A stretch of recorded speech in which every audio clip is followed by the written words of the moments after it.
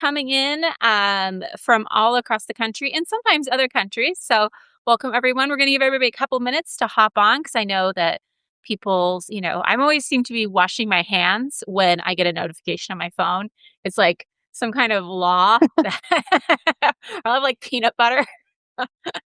So, we'll give people a couple more minutes to hop on in. And if you're watching this later, because this will go out to the entire mailing list later, I'm so glad you guys could be here.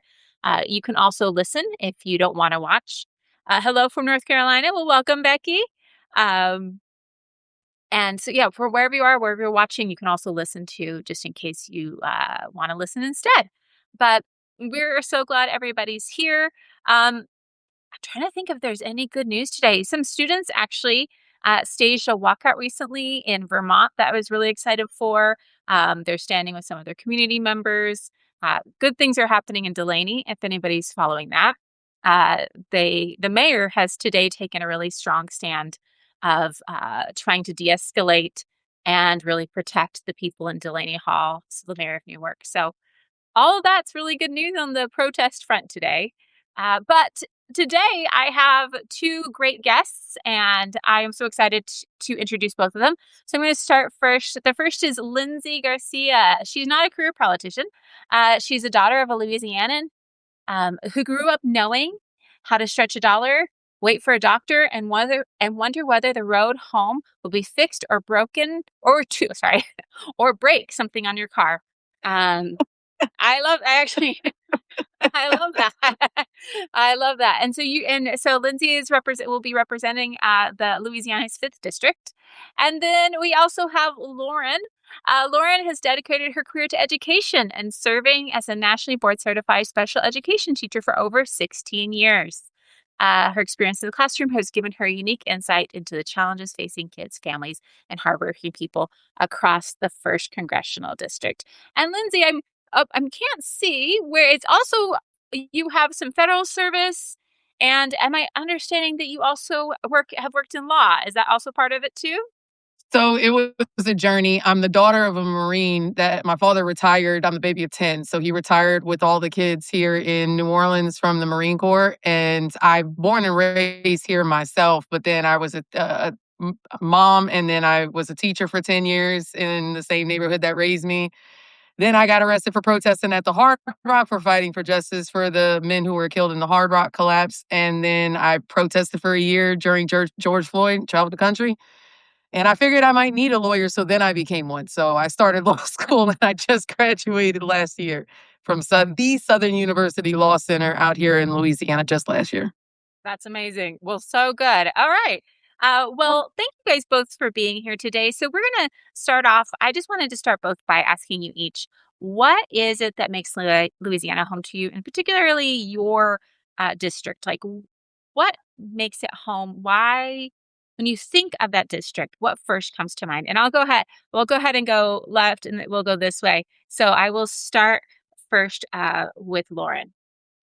Well, I was not born and raised in Louisiana. I actually was born and raised in upstate New York. So I don't like cold weather at all. I moved here a few weeks after college, and didn't think I would stay for as long as I did, but I felt very embraced by the community. I started my teaching career in the river parishes, and I was a founding teacher my first year.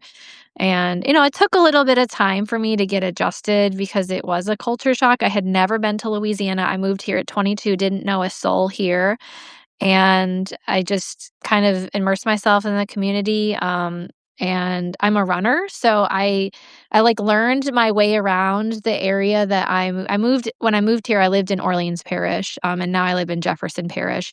But I spent a lot of time learning my way around by running around like the lakefront and the parks, and meeting people who lived here all their life, and then becoming friends with people who were runners. And I had friends in the community that were educators, but I felt like that's part of what kind of probably kept me, is that I just had some separation between my personal life and my professional life for a little bit.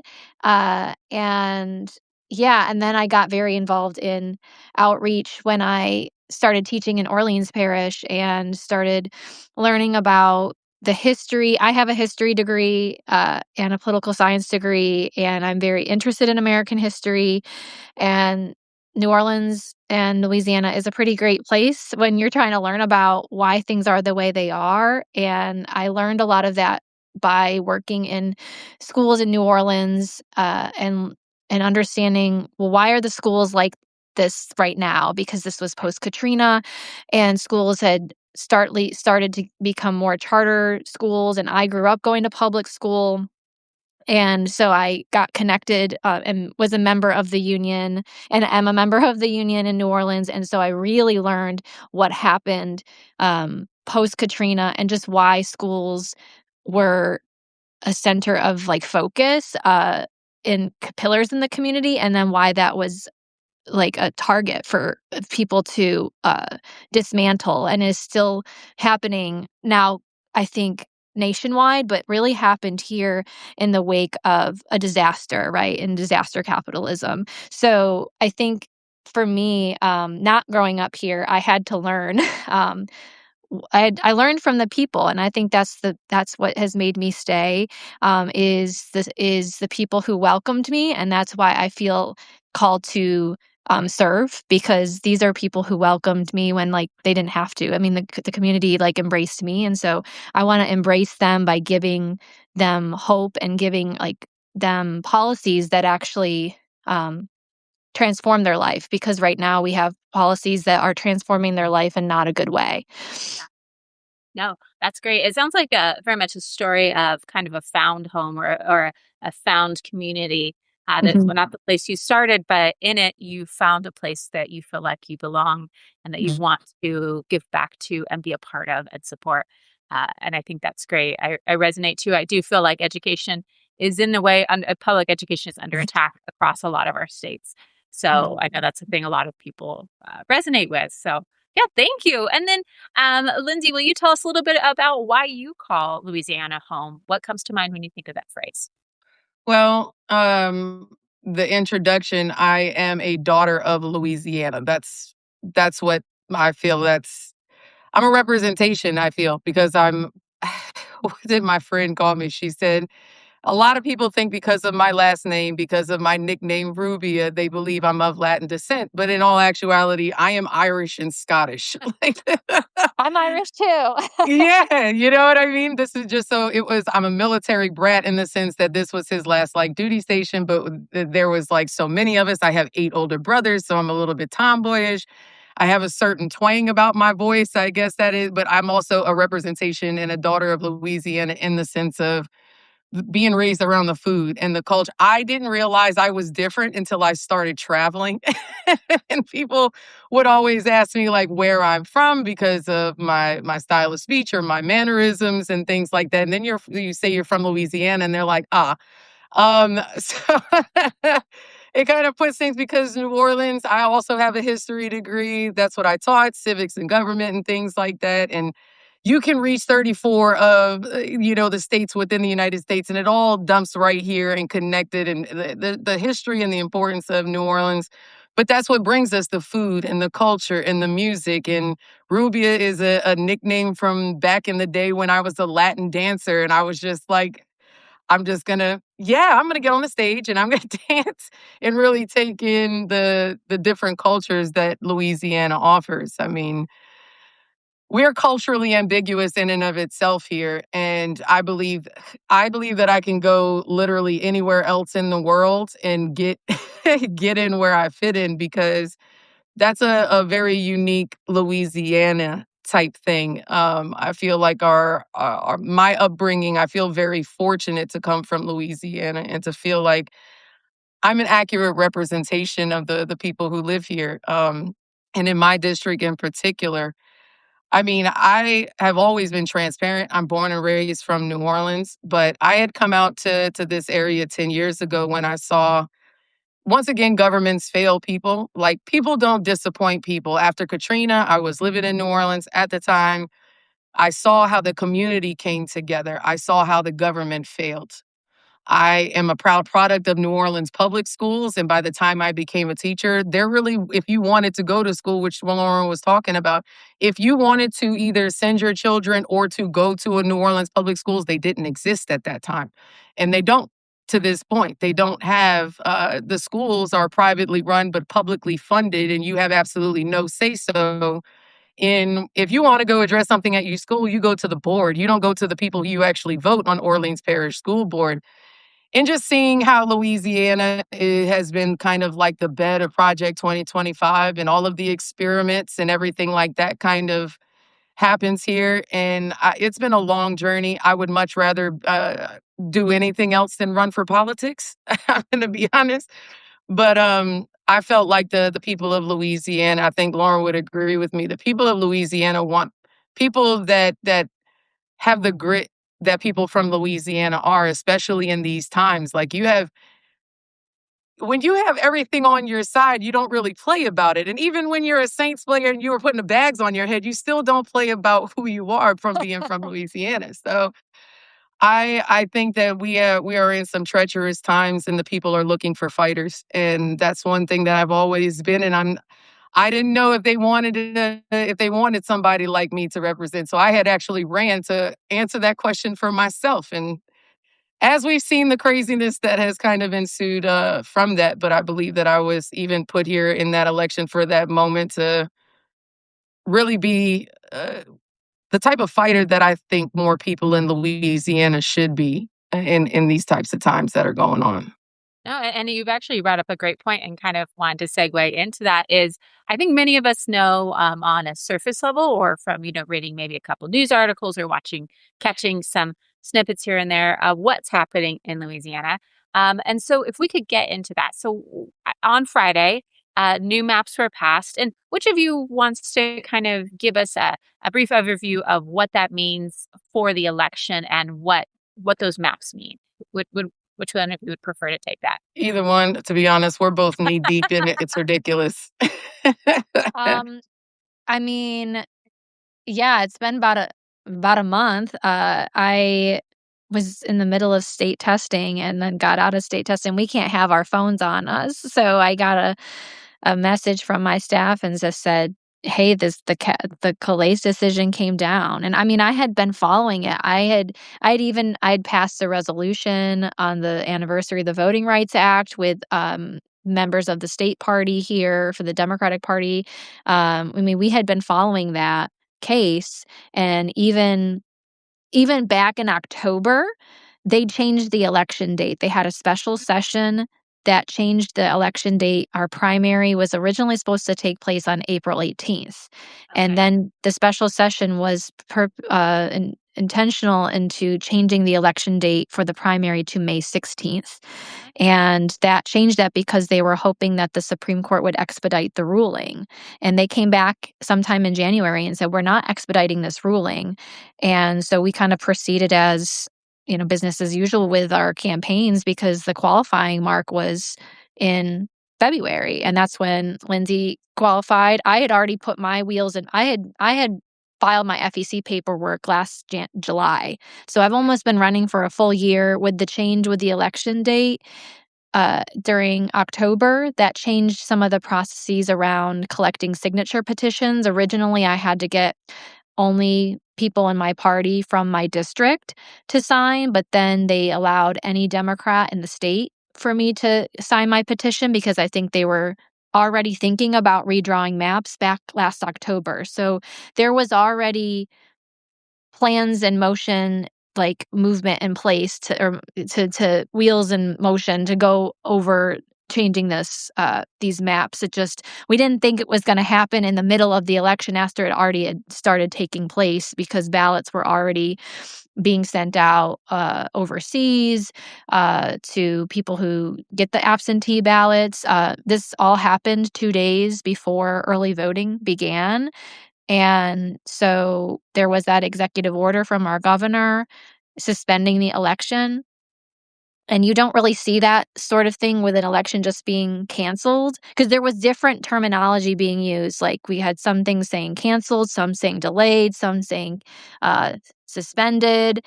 And with that, it sowed a lot of confusion because there were other things on the ballot besides our race. So it was intentional. But usually, when you have some kind of an emergency order like that, it's like it's a global pandemic. It's a Power grid, terrorist power grid, attack, COVID. hurricanes. Yeah, because we had a hurricane, a Category 4 hurricane. I mean, I had to rebuild parts of my house and get a new roof, and I had a lot of damage to my house, and that was in 2021, and we were supposed to have elections, I know municipal ones for our city council and, our mayor here in New Orleans, and that got pushed back a month because a lot of us were evacuated for weeks. So that didn't get canceled, it just got delayed. But this was a intentional cancellation, and then because our legislature was already in session, our session starts in March and ends June 1st, they already had bills filed. There were already 4 bills filed on congressional maps because there's a filing date that you have to have bills in by, and that filing date of having bills either pre-filed or filed within the first few weeks of session had already passed. So there were already things that point to, we're waiting for this Supreme Court decision to come down and we're going to move whenever we get it. Had it been a few weeks later, I mean, I don't know, maybe if the election had taken place on May 16th, they may still have said, oh, we're going to do stuff, because you're seeing, I mean, certain things happen in other states now where they're trying to upend elections that already took place. And ours was just canceled in the middle of one that was taking place, but there's ones that have taken place. So it's been a very long month. Yeah. It sounds it to think that this all has happened in a month, but clearly this wasn't all that happened in a month. I mean, it's been Right. something they've been working on for a while. And Mhm. yeah, Lindsay, would you have anything to add to that? Like what? So, um, yeah, add whatever you have to that. What we've already Yeah. spoken. Yeah. So me and Lauren had umpteen conversations about this, and we need to talk more. Sadly enough, it's nowhere near being over. Um, but what she's describing is what we already knew, because also going around at that time, Calvin Duncan was winning the clerk of court seat, and the criminal district clerk of court seat, and this is an exonerated man, spent 30 years in Angola, became a jailhouse lawyer, got out, proved his innocence, ran for clerk, published a book, like all of this, and he won with 68% of the vote. Yeah. And then the same author of the map, right? The irony is the map that got declared unconstitutional in Calais was drawn by the legislature and Jeff Landry. Like, they were the ones that created the map Right. that ended up them wanting to and drafting all of the different versions of the map. And the same author of the map, the 4 maps that Lauren described, was the same guy, the same senator who drafted the bill to do away with Calvin Duncan's seat. Yep. And that was after he won, not just the runoff, but with 68% of the votes in New Orleans. Yep. Right? The election had already happened. And then months later, just days before he was supposed to take office, like May 4th, they went ahead and passed it to do away with it, and the Louisiana Supreme Court recently just upheld it. But the same author of Calvin's bill, who did away with the Calvin seat as well as others, is the same one who authored those 4 bills. Mhm. And I was there throughout the actual map process. Testified, I lost count how many times. One of the nights they kept everybody there till 4:30 in the morning. Yep. And they proposed, there were 4 maps. There was a 4 and 2 map, which was Louisiana has 6 districts. There was a 4 and 2 map, 407, that they could have gone with. There were 2, 5, and 1 maps, and then 1, 6, and 0 map. I said to myself and to them, you're going to do what you want to do. You want the 6 and 0. Let's just be realistic. I mean, you just got it took out from Memphis. This was, I believe, the Republican backup plan. If all else fails, we're not going to roll too early, because if all else fails and the Republicans aren't able to gerrymander states like Texas and the like, and this was the fallback to create basically chaos within the South. Like, the map that they did pass eventually, which is on Friday, and it went through all kinds of a process just to get to it. It was a 5 and 1 map. There's already going to be challenges to it. The Calais plaintiffs are already not on board and not happy with the state and not happy with the map. If you ask me personally, is they want a 6-0 map. That's what everybody over here is in the consensus of. But the day that he issued the executive order, we filed for a lawsuit and we sued and we challenged the executive order because the revised statute 18480 is only for emergencies, like Lauren said. It's only for like power grid failures and things. It's not just rare, it's unheard of because there are precedents of Purcell where the courts have historically stayed out of it, stayed out of elections this close in order to prevent this type of chaos. And nowhere in the Calais decision did it say stop your election. Nowhere in the order did it say you can't run in this election. Ballots had not only gone out, but they had been cast. Absentee ballots. Those are the ballots that Governor Jeff Landry in 60 Minutes was referring to when he was like, oh, they're discarded. Like, all of this is just selecting and picking and choosing. There's so many different legal challenges to the actions. And it's been 5 weeks, and we even haven't gotten rulings on any of our issues. Right. Any of the issues, not the executive order, not the temporary restraining order, like the legal authority for him to do it. Like, that's where we are. Right. But we do have a court date coming up on the 17th in regards to these maps. So it is moving at a glacial pace. And they did change, like, they changed the election code. So in the midst of all the maps stuff, they changed the election code. And one of the things, I mean, there was multiple things listed in the election code change, and they did that quickly too. So the things Lindsay were saying about Calvin, Duncan, I mean, a lot of times bills move at a glacial pace, but it can move faster based on if the chairs of those committees can get that they can dictate the schedule. So, I mean, they can move as fast or slow or drag things out in the legislature. But I mean, I saw things move at quicker paces than I've ever seen.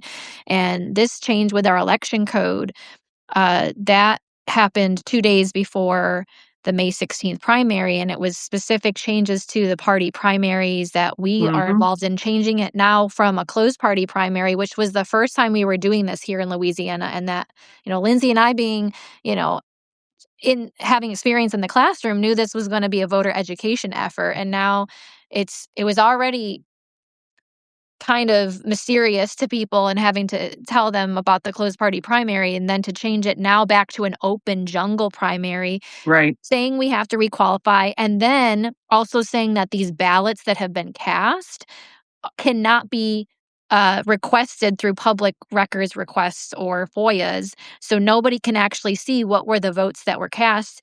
That's an integrity and transparency issue. And then there were issues that they listed about candidates that had qualified in February, that they'll remit fees back to them if they paid fees, and that the Secretary of State shall cancel any nominating petition that was used to qualify for the May 16th primary, which only impacted one person, which was me, because I was the only federal candidate that went and got the required 750 signatures and actually got double that. We got double, meaning we got more than we needed. And that was a mobilization effort that we believed in. And that's been actually the crux of some of this legal litigation that Lindsay started, because as an intervener to the Calais case, I had some standing, I guess, because I got in on petition. And then I also was a Democratic nominee. There was somebody running in my seat, or my race, and they withdrew right after qualifying. So I was the Democratic nominee, and I had gotten in on petition signatures. So that there's no other person who can state that claim. It's a unique thing. And so everybody's got damages, but that disenfranchised voters in November, and it disenfranchised all those people who nominated me to get on the ballot. And so we can get on the ballot again, but we have to do signatures again, which is crazy. Well, and it just sounds so confusing. Like, It is. if I was a person in your state and all of this, I would be like, well, what district am I supposed to vote in? Do I need to vote again? What's the process? And I would think for some people it could also be very discouraging. Like, well, why does it matter? Or what, I could see there's so many problems in changing things so quickly and how that would affect the voters. Um, Gosh, this is just such an uphill battle. So you have a court date in June 16th, you said? June 17th at 10 a.m. in Shreveport. Anybody feel free to pull up. Okay. Okay, so hey, if you can get to Shreveport, I am sure that people will be out there organizing. And if nobody's organizing, you can just show up with a sign. Yeah. So get out there. And so that's happening. So how does this affect each of your campaigns moving forward? Because it sounds like, so if I'm understanding this, Lauren, you're running unopposed for the Democratic seat, right? Well, I Or the was. Democratic nomination. I was the Democratic We don't know. We don't know. Oh, We have to qualify again in August. okay. So, 2 months yeah, it's from now. just assume as if the tens of thousands of dollars spent in we all qualify definitely by February 13th. You have to by May 14th, the election is like it never happened. The tens of thousands of dollars raised, the donors, the campaigning, all of that goes out of the window like it never happened. They know the numbers. We'll never know the numbers because we were still telling people to vote. And we had hundreds, I think it was 800 some thousand people were voting on these amendments on average. So there were a lot of people who showed up to vote. And in an era where people are like, your vote doesn't matter, there's no way to unring that bell of a sign that literally said, yeah, your vote's not going to count, like right there in the voting booth. Um, but yeah, we have the court date coming up. We have so many. It's just unprecedented to kind of like be here in this space and to be dealing with that. But it's as if that didn't happen. So right now, it's like Lauren was already campaigning in January. I didn't qualify until February, but for me, it's like January 2026. I have to decide if I'm running again. And for me, I no longer live in District 5. So they gerrymandered me out of my district. So I no longer live in 5. And that doesn't stop me because Article 1 says that you can run for representative even if you don't live within that. You just have to live within the state. Okay. So I can still run in 5, but it wasn't until Friday that we got the maps and actually looking at it. And as of currently, I live in 6 now. I'm no longer in 5. Wow. And that must, I Yeah. mean, gosh, again, so much confusion happening here. Right. It's like Yeah. And chaos is the strategy. Like, yeah. No, it And definitely is. When and they can't win outright, I mean, that's what authoritarian regimes and all that. And I told them this in my last testimony. This is what a racist society does, and more importantly, when you feel like the authority, like the consequences are come, you try to tighten your grip as much as you can, and like I just know that it's an extinction burst because this is desperate. It's pushing all at this point, not just locally, but taking Jeff Landry in connection with Donald Trump and Julia Letlow. And that's what Lauren was saying. She was running unopposed, but we were at that point in a closed primary. Come August, we have to qualify all over again, 5th through the 7th, and it's a jungle primary. So it's a fair game. Anybody can jump into this race all over again. And then the election won't be until November 3rd. And if there's a runoff, it'll be December 12th. yeah. so in the way the new primaries work, is it like the top two candidates get to move forward or how? It, Because that's not how um, we do it here. This yeah. just sounds, again, chaos seems like it's the point. It Yeah. is. Only so we've had jungle primaries for several years, both for Senate and for House of Representatives. Like I said, this was the first year we were doing it since 2008, which is when when my congressperson Steve Scalise got in. He got in on a closed party primary, but now it's been jungle primaries ever since, and he's overwhelmingly got the majority of the vote. I don't think it ever went to a December runoff with him, so it would have to be he got 49%, like, for it to move, and then the next person for it to move forward to a December runoff. And again, like Lindsay said, there could be other people that pop up in the race when they qualify.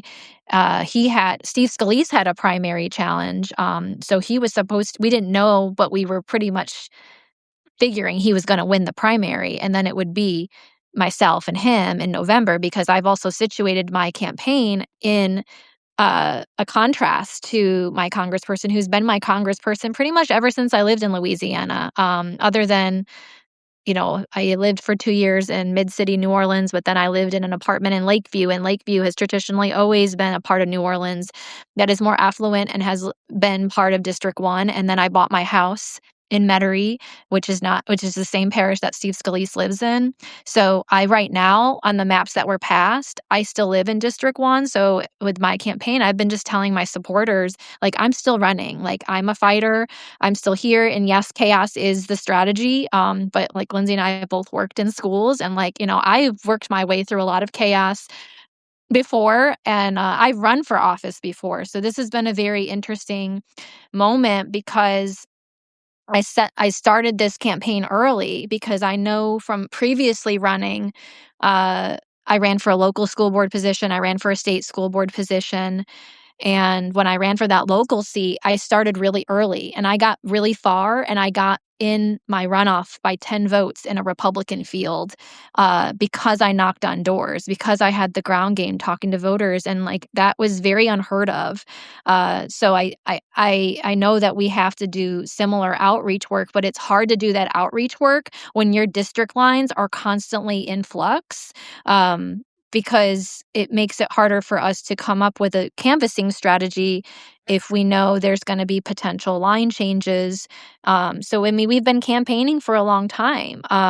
We knew that was what it was going to take to surmount a challenge against the House Majority Leader who is not serving this district. And that's why I feel like compelled to run because this person has been technically representing me for 15 years and I don't feel represented. And a lot of people don't feel represented in this district. And just feels like they have said, they said when they created these maps that were on the books, the ones that we qualified under, that were on the books for 2024, when they passed those maps, they said, Senator Womack in Louisiana legislature said, well, my congressperson is Julia Letlow, and she's a great congressperson, and I really want to protect her seat. And we have Steve Scalise and Mike Johnson and Clay Higgins, and he said on the record, public testimony in presenting his bill that he wanted to protect their seats. And they said the same thing on Friday, is that we have a compelling interest. Those were the words, compelling interest to protect these power players in DC. And these people are not serving the people of Louisiana, but they said it on the record. We're going to protect these seats. And so my district, I don't think changed very much because I'm running in a seat that is held by somebody who's been there for 18 years. Well, and it to me, as I hear this idea, we have a compelling interest to protect these people. And I would say, don't you have a compelling interest to protect the people, their wishes, and their rights? And instead, it's like, well, let's keep our friends in and forget about, like, I don't know, the million plus people who live in our state. I don't know how many people live in Louisiana, but forget about them. Like, our compelling interest is protecting these seats. And that just seems so antithetical to the idea of a representative democracy. No, this just has been so informative. I've learned so much about what's going on there. I do want to ask you guys and make sure I give you guys enough time to talk about what are the things you want to see happen when you arrive in Washington. So I think, Lindsay, I'll start with you this time. If there was one hill you had to die on, if there's one thing you could get done, what would be that thing? Accountability. If I don't see, there is the contract that is brokered between the people and their government for this limited form of government that we're supposed to have, and I believe that the social contract has been broken. It's fundamentally broken. I've gone viral yelling out of my car for a decade trying to yell and preach this very message right here, and it's the hill that I'm willing and I'm running to die on is literally, you would have to, at this point, you'd have to indict me or, God forbid, Charlie Kirk me, you know what I mean? Because it's gotten to a point where if it is not, and I say this all the time, impeach, convict, remove, imprison, and then repeat this process down through the accountability, down to get to up to and including removing some Supreme Court justices like Clarence Thomas and Alito, because we no longer have three branches of government. Project 2025 is 54% complete, even though they had nothing to do with it. We're literally paying taxes to pedophiles on a regular basis. Let us not forget. Like, I want to see some accountability. And more importantly, you're sitting here waiting on the words from a dead man to get released when you have living words of women who are literally telling you exactly what it is, but it's a hoax to everybody. While we pay $1 billion for White Houses, but we can't get free healthcare, but we can give billions of dollars to a country where they do have free healthcare. My hill to die on is that one. And I'm also the person that drove 30,000 miles around this country to fight for the George Floyd Police Reform Act and the John Lewis Voting Rights Act. And then you got control of Congress and you wanted a return to normalcy, as if normal was ever going to be normal again. Like, we saw people shimmy up drain pipes and build a gallows on the front lawn, breaking into the Capitol. As somebody who was there when they painted Black Lives Matter Plaza, I know for sure what would have happened had anybody climbed a fence that day, because there were snipers on the roof for all of us. So that was a tell in and of itself. So honestly, I'm afraid that it's, if anything, I battle back and forth, and I battle the notion that it's just gone too far. And that's why I'm running, because, and I meant what I said when I spoke for Calvin. If I'm here, it's because you've ignored all the reasonable people. I'm unreasonable. I'm crazy. And I feel like my version of crazy is only being made more crazy because you're trying to make me pretend and believe that, all like a Disney story, that this is normal. This is not normal. And you created this American idealism and you're not living up to it. So the accountability, there are three separate branches. There are checks and balances. Congress should be flexing their muscles, whether on the War Powers Act or impeachment and government oversight. And we have to do something about the DOJ also, just go down the line of everything that we're looking at. But for me, it is the accountability. I don't know how, because I can talk about policy. I can talk about affordability. I can talk about protecting the environment and social justice and healthcare. And we can go down the list of doing all of this, but I'm not going to be disingenuous to the people that I represent and say, if you want healthcare, please explain to me how to do it if you vote for things that are against your better interest. If you are voting for the people who, for instance, are voting for data centers and healthcare. And that's where honest to God, I've made a lot of middle ground in canvassing in my district, which does lean, it's Julia Letlow's seat. It does lean Republican. But when I have these types of conversations, they're okay with imperfect candidates. They're okay with people just saying it like it is. And they're pissed that they got played, many of them, the way that the ones that they believe their pocketbook more than they believe like the powerful speeches and things like that. So for myself, it's the accountability, because I don't know how I accomplish policy. I don't know how I increase the minimum wage. I don't know how I do any of these things if we have literal folks who are protecting all of it, protecting the tech bros, protecting the corporate welfare, protecting literally and upholding all of that. And that it's not just a Republican thing. It is also a corporate Democrat thing. It's across the board. And I myself admitting that I became a Democrat literally in order to run, because historically I feel more ideologically aligned with the Democratic Party. But something has to change. We can't keep doing this, and it feels like it's controlled chaos. If you're not really going to fight for the accountability, which is what I marched for, which is what everybody wanted, those things would have prevented a lot of the things we're dealing with right now, particularly the gerrymandering. But you kicked it and you drug your feet for 4 years, and now here we are. Yeah. So accountability is the hill I'm ready to die on, clearly, because Yeah. No, absolutely. And I think many of us feel that way. If January 6th had been handled correctly, there wouldn't have been a Trump 2.0. if the And Civil War had been handled properly in 1865 and we didn't go into Reconstruction and fall into deconstruction, then Jim Crow, that would have been it. But January 7th would have been a perfect opportunity. You are absolutely right on that. no, absolutely. And I 100% agree. I've said many times, I feel like America had set the stage for a Donald Trump, and he just stepped into the role. Oh, yeah. And we had created the stage that was way, and he basically read the lines and he stepped into the role. And he'd like to say that he's in charge, but really, we made a place for him to be welcome. and that has to change. And I believe 100% accountability. And I say let's pay-per-view it and give the proceeds to PBS. But the trials. Yeah. But so many things. And yes, somebody had asked if they are courage candidates, and yes, they Yes, are. we are If you're both. Both of unfamiliar with us. that, yep. If you're And unfamiliar with that, that's my same answer. Like, I think Chris okay. Resist asked, like, what, are we both courage candidates with citizens impeachment? Like, I joined them back in January. I told them that they needed to learn about Lindsay because I saw her starting to say impeach, convict, remove, and repeat. Like, and that is like, they're about filing articles of impeachment on day one. And like, I know Lindsay and I've talked about this, is like, we could, I care. We both live in districts.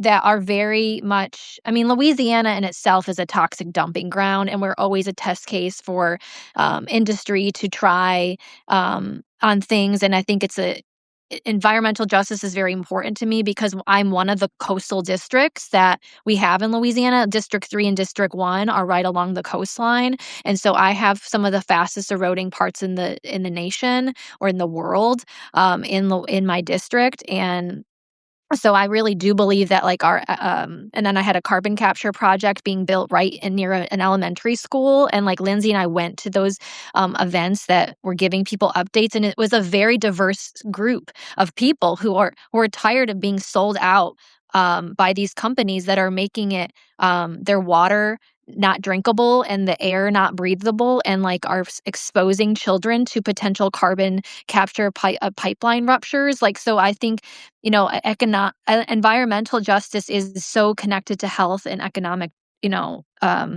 justice. But if we don't get the House and but we get the Senate or vice versa, we still have to get past a bill. If a bill got through, even if we did get a bill through, it wouldn't be passed. And that's our aim in Congress, is the legislative branch, and to pass laws. But there's so much like corruption that has to be weeded out. And so how Mm. do you do that? Is you gotta it's not just impeach the articles impeachment towards the president, is everybody else behind him who is enabling that behavior. And it's like this is the wealthiest cabinet that has ever existed in our history of our country, and they're not competent and qualified in anything that they do, and that's a problem. And I think, like, for people like Lindsay and I, who've spent a lot of our careers working in classrooms with children, like, fascist people like fear teachers. That's why they've come after teachers, and they've come after the people like librarians who can actually connect people with knowledge and like actually build democratic participatory communities in our classroom with a little resource. So we're able to do that, and that's a threat. It has always been a threat to authoritarian regimes, is the educators. That's why they go after those types of people first. And so we are kind of like their worst nightmares because we know how to translate and give people digestible information, and also be very honest, because I try to be very honest with my students. They are curious, they ask questions, they know a lot more about the world than we give them credit for. And I mean, Lindsay taught high school, but I work with like 4th through 6th graders, and I'm a special ed teacher. And these are kids that are very vulnerable and whose rights are being attacked, and their funding and their services are being cut. Like, and there are parents that are so worried about this because they've had to advocate for this for them for so long. And that's why I got in the race, is because I'm like, I just cannot, I'm gonna go crazy. Like, I'm an advocate for children first. And that's who I want to go and represent in DC and represent from our state. No, I think that's fantastic. And it's interesting how you both kind of briefly touched also on data centers. I saw a clip today of a woman in Utah, rural Utah, who said, I will vote for a Democrat if they'll stop the data centers. I was like, what? Like, It's a big deal. Like, yeah, yeah. funny segue is that the same senator who drafted the Calvin's bill, which we talked about earlier, which is the same senator who also did the maps that we're now under, gerrymandered the maps, is the same senator who made real estate deals with Entergy, where they are big in building the turbines in Richland Parish, Louisiana. So therefore, there's like a personal ethics violate. Just like, let's just be honest here. You're not supposed to be doing that, but that only goes to show how deep the corruption goes, because who's gonna prosecute him? Yeah. You have Jeff Landry in charge of Louisiana as governor. You have AG Liz Murrow. These are people who are backed full-throated by the president of the United States, while he enriches himself and his family and his businesses, tries to give himself immunity forever from all kinds of audits, tries to give $1.8 billion to, you know, convicted people who we all saw with thine own eyes building Right. gallows and beating the blue lives that they were crying about for the last decade plus, which only tells you well, obviously blue lives are not alike, but it tells you they understood the concept. They just didn't like the color black instead of Black Lives Matter. But they really understood it because you sat there on television and you beat everybody down. And that's part of the problem. The issue was not historically dealt with. They compromised back in 1877. They compromised after 2021 and tried to bring us back to a normal that no longer exists. And imagine that it almost seems foreign to hear Attorney General Merrick Garland say, "I'm not going to give public comment. I'm going to speak through my filings." Meanwhile, this Attorney General is like, "But what about the Dow?" To be honest, like, it just feels like Sorry. it's the dumbest timeline ever, to be honest. We are on the dumbest timeline ever. And it's hard to keep up. It's hard to do it. But I'm saying that to say everybody's enriching themselves. They are lining their own pockets before putting the people in. Ironically enough, this is the stuff that made me go viral 10 years ago. And I'm exhausted. At this point, I'm like, everybody needs to get off the internet and you need to run for an office, because Yep. if Bleach Blonde Bad Bill Butch Body could do it, I know that we could. Bless her heart. The come to I Jesus mean, my moment she's friend my had. friend my friend sat me down and said, like, "Lauren, look at everybody who's running, I mean, or who's serving right now. Like, we can do so much, like, Right. we can do so much better." Is. Yes, we can. It I feels I like the Promise. know. adults it feels like the adults have left the room, and, like, because I look at, like, right now we have basically a circus tent on the White House lawn, Yeah. and, Mhm. like, Yeah. this is just what we do now, like, we just and then today, forget who it was, but they were questioning him in one of the House, committee meetings, and they said, "Do you promise that if a court gives an order regarding immigration that you'll follow that order?" He's like, basically, he wouldn't commit to it because he said, "Well, the courts are corrupt.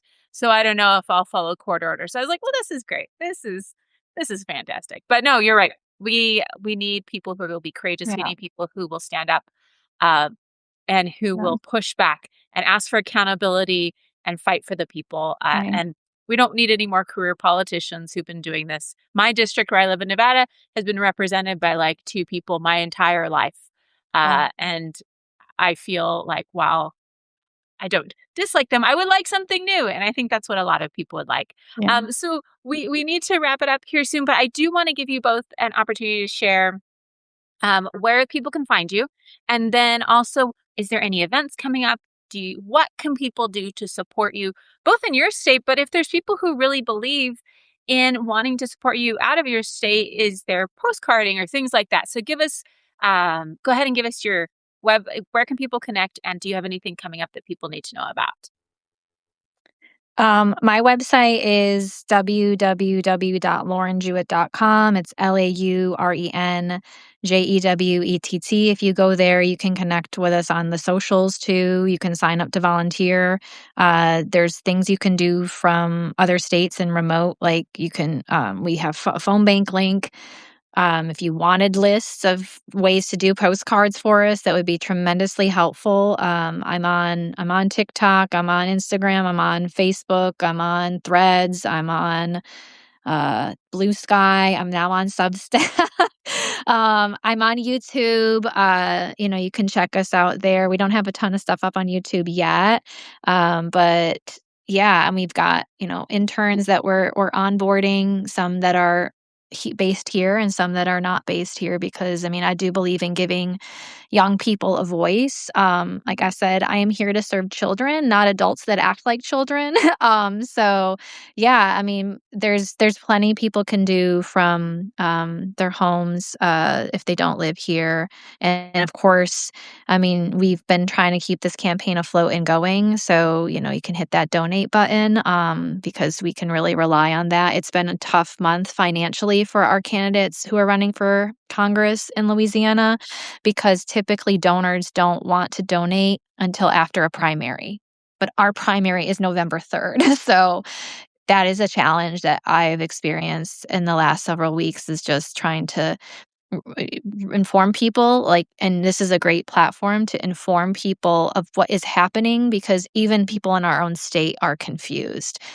So people outside the state who are donors or political interests, like it's about having to explain this to them, but they're a little hesitant to give. But we're still running. I am still doing this. Yeah. Yeah. And Lindsay, where can people connect with you? And do you have any big events or anything coming up? Oh, I have a whole summer that's going to be pretty hot, but I'm going to have to hold off on announcing. But that means that everybody does need to go to rubiagarcia.com. That's my website. You could also donate. Same thing as Lauren. Shout that out. Also, volunteer, fill out the volunteer form. That's there. You can follow me on, gosh, I have so many pages. I have my Rubia Garcia page on Facebook, my Rubia Garcia JD also on Facebook. I have this Substack. I have Instagram, Nola Rubia Garcia, also on TikTok. My daughter created one for the campaign, unbeknownst to me. This whole time she had been like posting stuff about camp. I had no idea. I'm also on TikTok, but the best way to find all of that is just going to the website, rubiagarcia.com, and all of the different socials will be there, as well as the volunteer and the donate. And I agree with Lauren because a lot of, just like Calvin, and that's what I was really big. And what about all the tens of thousands of dollars he spent in that campaign only to win it to have the seat? That's kind of where myself and Lauren and all the other candidates for U.S. House and Louisiana have been in because we have to, it's almost like these last couple months didn't happen.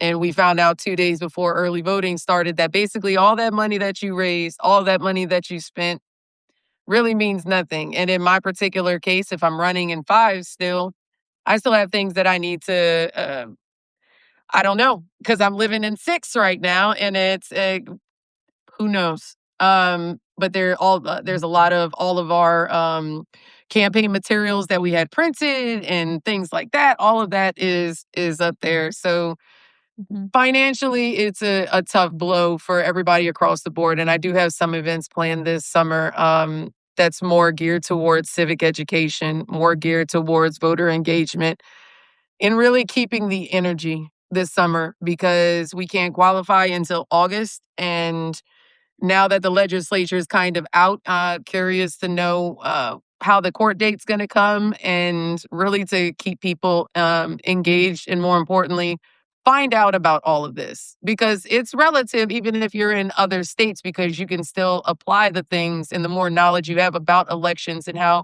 different states run their elections opens the opportunity for real progress to happen because more people are aware and they're knowing and the ideas and the actual civic participation component of everything.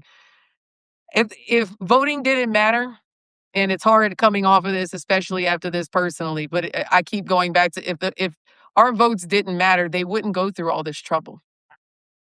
Mhm. They know that it does, and that's really what my summer is geared towards until I make the decision which district I'm running in. I'm definitely running. That's beyond the question at this point. Everybody's kind of stuck with me now.